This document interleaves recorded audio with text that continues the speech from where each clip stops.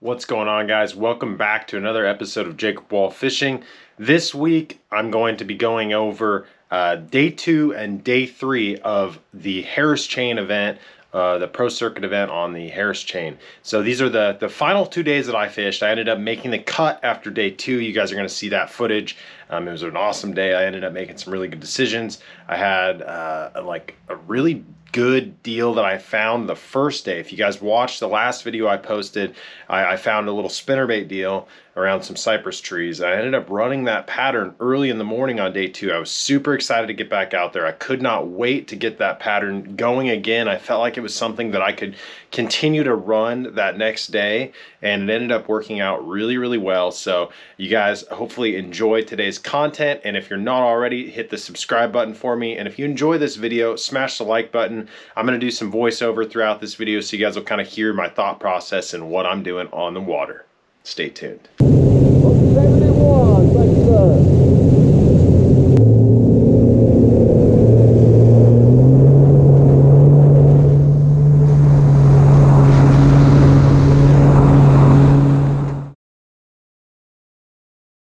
So guys, my first spot that I stopped on, as you can see, there's boats idling by. This is actually in the Dead River. If you guys watched my last video, I highly recommend you guys go back and watch it if you haven't already.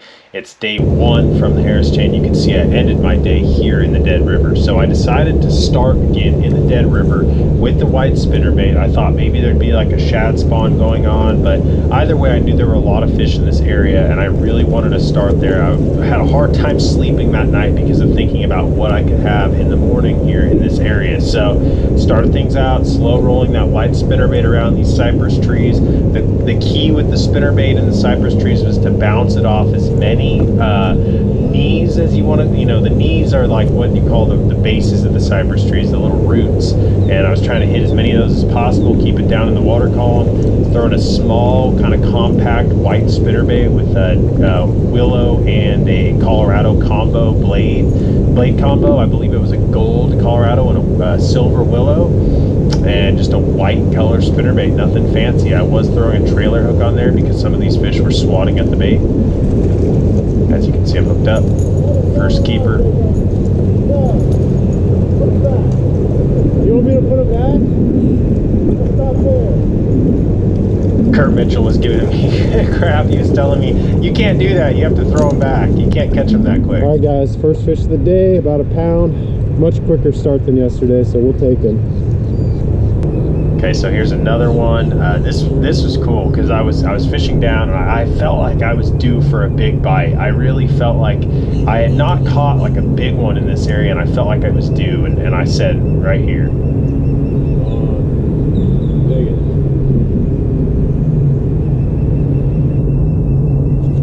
There he is, dude. That's a big one. Yes! Woo! Hell yeah, dude, that's a freaking 4-pounder. Yeah! I freaking called that. Woo!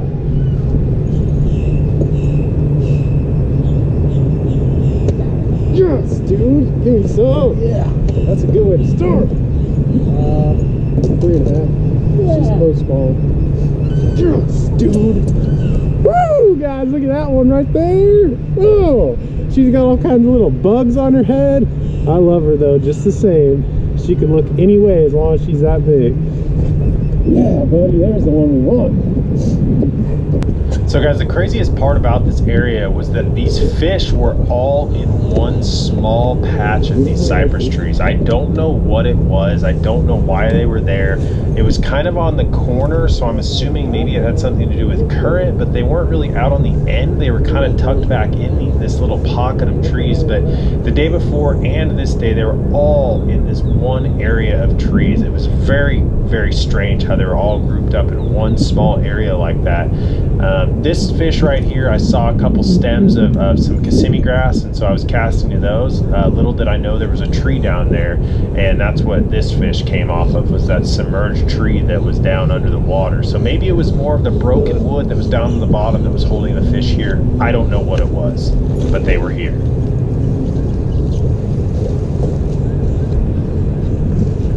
Decent one on the trailer, I'm glad I just turned that. Oh man, it's barely skimmed on. God, there's a lot of fish in here. That's a pound and a half. All right, guys, number 3. We're working on them quick this morning. Let's keep going. It's a pound and a half, pound 3/4 probably. There's a log out there. I didn't even see it. I just threw over there to those 2 pieces of grass. And these fish are active up there. Yep, pound and a half. 154. That gives me 667 of 3. So that was my 3rd fish in the boat. As you guys saw there, that one came off that little piece of broken wood under the water. You know, I just put my head back down and started roll casting the spinnerbait around as much cover as I possibly could. I was making casts every couple of feet, trying to dissect this area with how many fish were in here. The day before, I caught fish on the exact same cast over and over again, like 3 or 4 of them in a row. So I knew there was a bunch of fish in this area, and I was just trying to be as thorough as possible.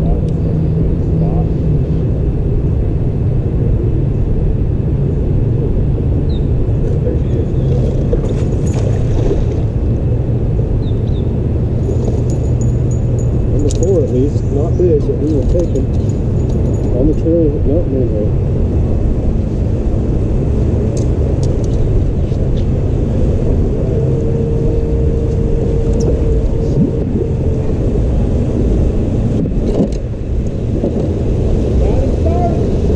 I'll take it. Oh, that's right. He's a chunky little guy. He almost looks pre-spawn. I called you, buddy. I knew you were going to be there. 136. So call him pound and a quarter. That puts us at 804. 4. That's 3 little guys. Great start to the day. Now we got to get number 5. So right here, this is my 5th fish. I had worked through this area pretty heavily, and I came back through and decided to make one more pass to try to catch my 5th fish, and I'm glad that I did. It ended up working out pretty good. I filled my limit right here, which is really what I wanted to do on this spot before I ended up making a long run up to Lake Griffin and walking through to Lake Griffin. So right here, I catch my 5th one out of this area, and it was just a big confidence booster for the rest of the day. It was only, you know, 9 3/4 pounds, I think, was what my 5 weighed, but it's just a huge deal going from, you know, only having a couple to having a limit. Having that limit, you're making upgrades instead of you know, working on getting that limit. So it was a big deal catching the 5 and going from there. So this was my 5th fish in this area right here, and I'm sure glad that I put my head down and caught those 5.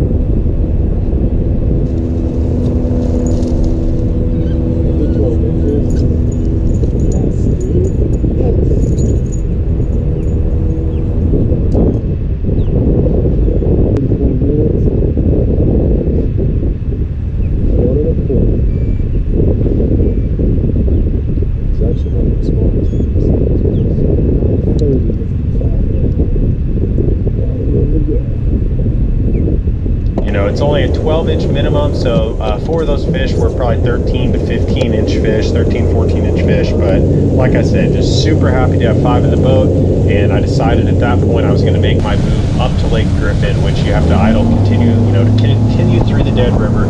Right now I'm going through Lake Eustis, as you guys see. This is called Haynes Creek. I'm running through Haynes Creek to go up to the lock. I'm not going to show you guys the lock process. If you guys watched my last video, you guys have seen kind of going through the lock right here.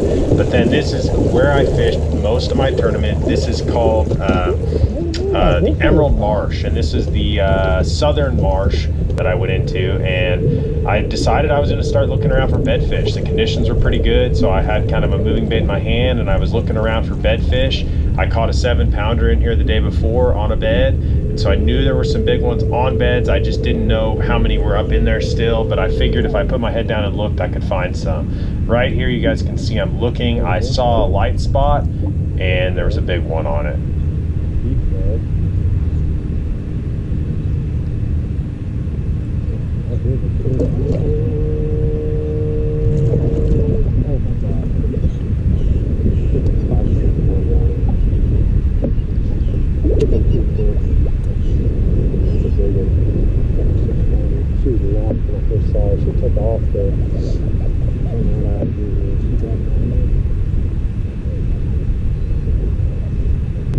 So I fished this fish for a while from this direction, and I was a little too close. I ended up catching the male.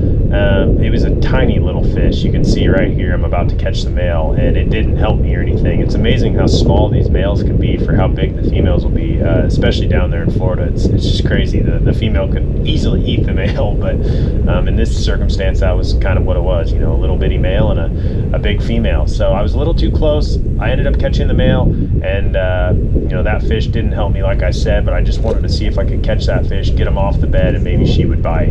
So that's what I did here. I caught the male, and I just wanted to see if maybe she would tighten up, because she was doing big loops. I had been on her for about 15 minutes and she hadn't locked down. I'm looking right now to see if she gets back on the bed before I put the male back, because I know he's not going to help.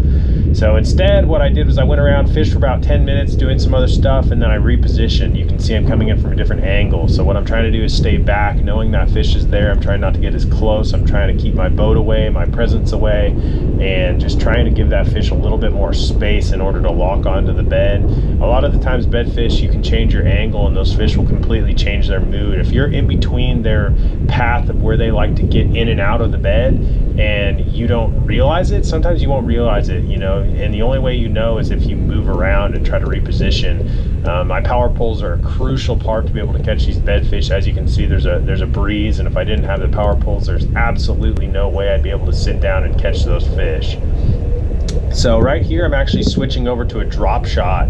I had flipped this fish for probably 20 minutes from this angle, and as you can see I've eased forward a little bit, but I'm still a little ways away. The reason I switched to the drop shot is because I think it helps keep that bait directly in front of the fish's face. It doesn't have to go down to the bottom to pick it up like with a Texas rig or a jig or you know, any other bottom style bait. So that's the main reason that I switched over to the drop shot, and I think it was the best decision I could have made. I was telling my Marshall David that was a big deal sometimes on bedfish. I've seen it a lot where, you know, you put a drop shot on there if that fish is going towards the bait but not willing to go completely down on the bait and eat it. So, you know, I had the drop shot on, I'm making some pitches, and yeah, you guys will see what happens here.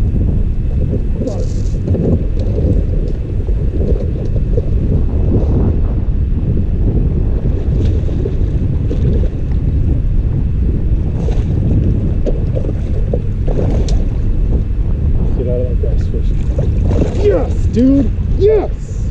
Yeah! In the mouth. See that? Yep. Hook fell out. Did you see that though?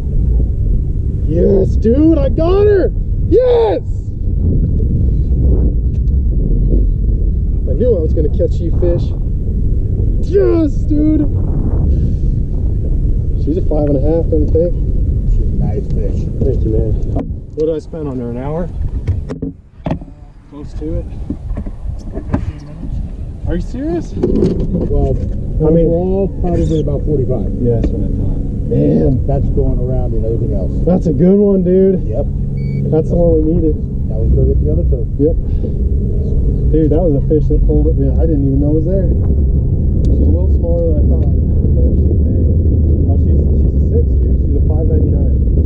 She's a 6. So what do you want me to put? 5 3/4? Put 5.5. 5.5? Yeah, that pulled out a 116, man. That puts me at 14-13. I made the freaking cut! Woo! Yeah, baby! Made the cut. Fishing tomorrow. Guys, I just worked that fish for 45 minutes. Look at that gorgeous Florida bass, 6-pounder on a bed. I caught her on a Gambler Sweebo Worm on a drop shot.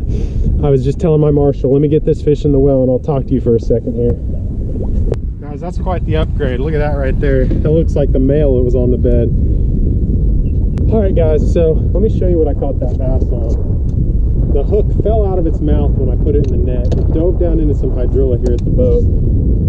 But David, my Marshall, got to see that fish was hooked in the mouth for sure. And I caught it with a 3/0 flipping hook. This is a Gambler Sweebo Worm in red bug color. And I had a 3/8 ounce tungsten drop shot weight with about a, I don't know, 10-12 inch dropper, 16-pound fluorocarbon, fast gear ratio reel, and a 7'1" medium heavy Feather series rod. And I was telling David, my Marshall, the reason that I like the drop shot, I noticed that fish would go over to my bait, but it wouldn't go down on it. It would just kind of go over it and hover over it. And so I was telling David, a lot of the times when they do that, you pick a drop shot up, and what it does is instead of having that bait down on the bottom, it's really simple. It puts it right in its face. And I think I made about 7 or 8 casts with that bait in there, and I actually was able to start kind of irritating that fish, and she ate it. Stoked. Let's get another one, guys.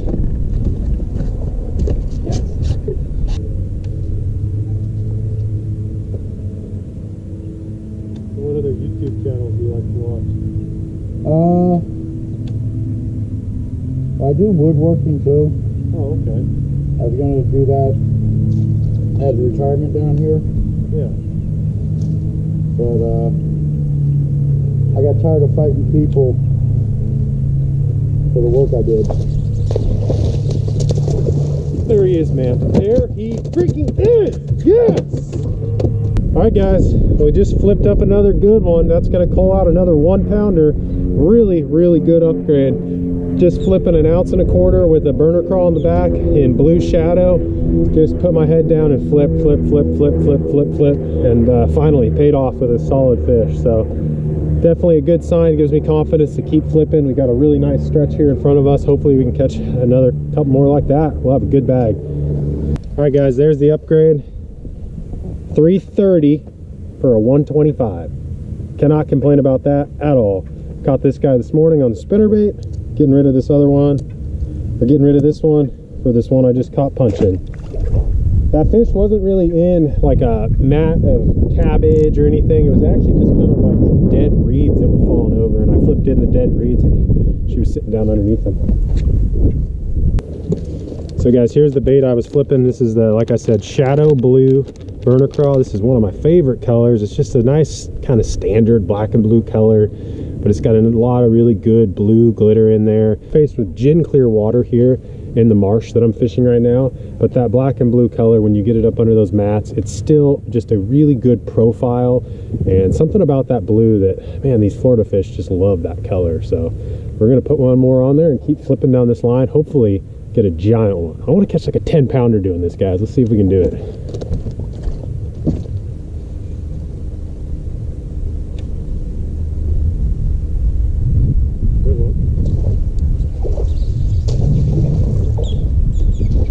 That'll help a little. That'll help a little, maybe. I thought it was a great big one. When I stuck it, it stopped in that mat, didn't move. He's gonna be close. I think he might help a little bit. He might be at a 136. He might be right at 136. I don't know. Pretty damn close. Oh, no, he does help a little bit. Right on. He helps by less than 0.1, less than 1/10 of a pound, but You want me to don't even worry about it. You know, it puts me at 16 1/4. That's for number 4. This one's still my smallest. All right, guys, just made another upgrade flipping here. Not much of an upgrade, like 1/10 of a pound, but absolutely we'll take it. I was just telling David, my marshal, that ounces are huge in this game. I was ahead of a guy yesterday by 1 ounce, so that's the ounce right there. Definitely an important coal. We're gonna throw him in there. It's still my smallest fish, but I will take him right now. All right, buddy, getting rid of this little guy. Thank you for biting. So this fish right here, I was fishing through the Emerald Marsh. It's a trolling motor only area. I don't know if I told you guys that in this video, but I was covering water as quickly as I possibly could, and this bite kind of caught me off guard. It was a big fish too. Freaking big. Unfortunately, there's nothing that you can do about that. It just happens, you know. Those fish, I have a really hard time landing them in the lily pads. I've heard guys talk about maybe letting the fish swim off longer with your bait so that the hook is deeper in their mouth when you set the hook, in order to not have it transfer off into a pad like what happened to me just then. But that ended up being really the only other bite that helped me up there, and I missed it. So, well, I should have helped me, I should have said. I caught a couple other small ones, but I ended up locking back down. As you guys can see here, the lock's filling back up. We're about to go through the lock and go into the Haynes Creek and then run back through to Griffin, and ended up making a stop on the other end of the Dead River, right at the entrance of Eustis and the Dead River, and I threw my spinnerbait up under this overhang, and this happened.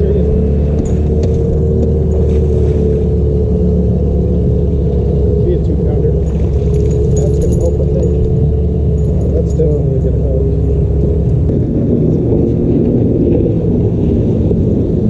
182. That pulls up a half a pound. All right, guys, so you just saw day number 2 of the Harris Chain event. I ended up weighing in 17 pounds 1 ounce on day 2, and I moved up to 11th place going into the 3rd day to make the top 50 cut. So obviously going out on day 3, my goal was to have another really good day, move up again, get inside that top 10 in order to fish the 4th day. So I'm gonna play day 3 footage right now. Unfortunately, we had a lot of rain, a lot of kind of crappy weather on day 3. I had some camera issues and I didn't run my camera very much, so you guys are going to see the fish catches that I do have. But yeah, stay tuned, watch what I did on day 3, what I have of day 3, and hopefully you guys are enjoying the video so far. And if you are, like I said at the beginning of this video, you know, if you guys aren't already, smash the subscribe button, and if you enjoyed the video so far, hit the like button for me. All right, guys, let's get into day number 3.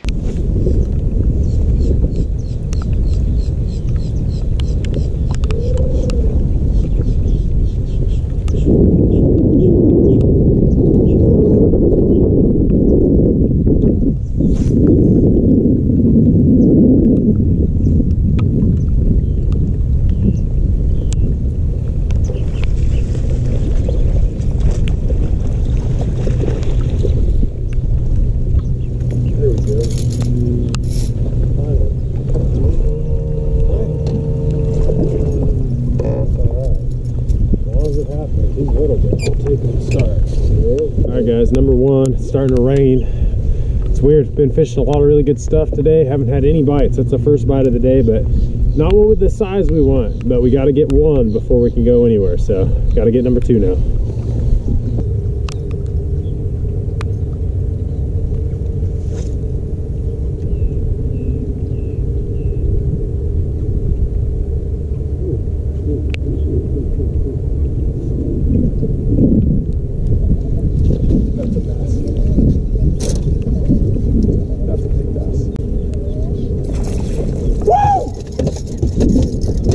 Dude.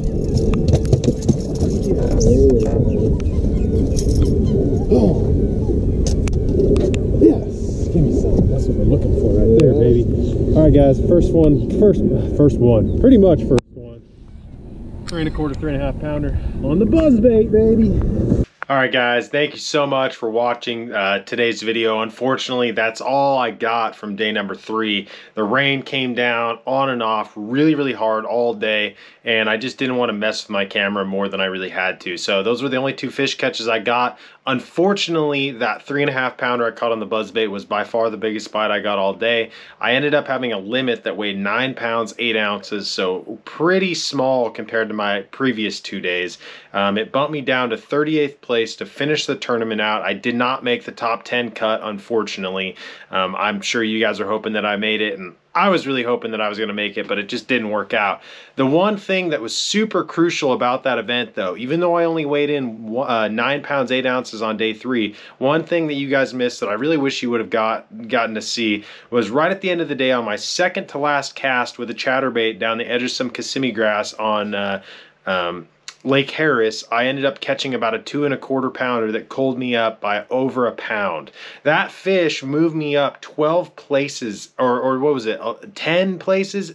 Maybe it wasn't that many. I think maybe it was only 5 or 6 places, but 5 or 6 places is huge in the points. That is a massive amount of points at the end of the year. 5 points can be the difference between making AOI, making the title championship, making the Bass Pro Tour. So that last fish in the last couple seconds of the day there was a huge momentum builder going into the next event. So guys, the next event is Pickwick, and I've got the content. I've already fished the event, so look forward to that video, or look forward for that tournament content video to come out here probably within the next couple weeks or so. So I really appreciate you guys watching. I know this is a little bit longer video, but thank you so much for tuning in. If you've watched the whole thing, I really, really appreciate you. And yeah, hopefully you guys have a great rest of your day. And yeah, thanks again, guys, for watching. Have a good one.